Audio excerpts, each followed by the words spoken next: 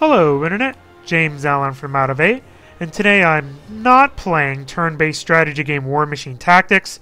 The game recording software I use to record all of my game videos does not play nicely with the game. It throws up error messages whenever I try to start recording, and I've tried several different times to get it to work, and I just can't.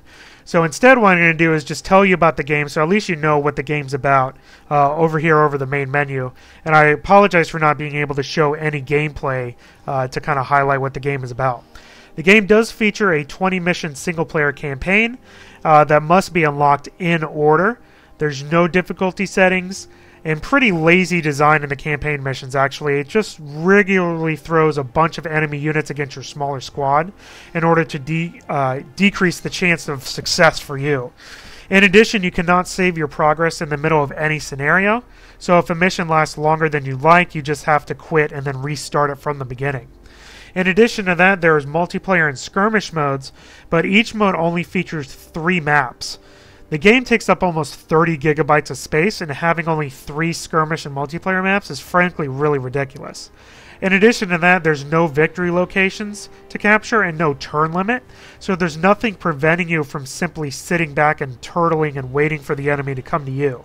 The only objective is to kill the enemy hero unit, which is called a warcaster in the game, and that's it. So you can just sit back with your ranged units and just have the enemy just run towards you and get eliminated one at a time. In addition, the multiplayer does not support asynchronous play, where you and your opponent could submit turns at separate times so you can play each other over a long period. You have to both be online at the same time, which is a problem in the game because the game frankly doesn't have that many people online to support. There is a squad construction option which allows you to customize your own set of units to take on the battlefield. Once you join a game, the interface is pretty terrible. There's imprecise unit selection that really promotes misclicking and misordering of units. There's no undo button. Clicking on a unit to select and also selecting unit actions are right next to each other on the display. The camera is really bad, especially when it shows automated, animations of what's going on in the battlefield. On maps where there's a lot of buildings, it goes behind the buildings. There's a lot of clipping. It disappears into the floor. The game also has very poor performance. There's no clear indication of units that are currently engaged in melee. There's infrequent explanations of why you can't do a specific attack, and just a host of issues like that. The way the game works out is each unit can do 1 move and 1 attack as long as they don't run. If they have more than 1 melee or ranged unit, they can do more than 1 attack of each type, which is pretty interesting. Uses a lot of dice rolls. It also has focus that your hero warcasters and their robot warjacks can use to improve their accuracy and damage. There's also spells you can use.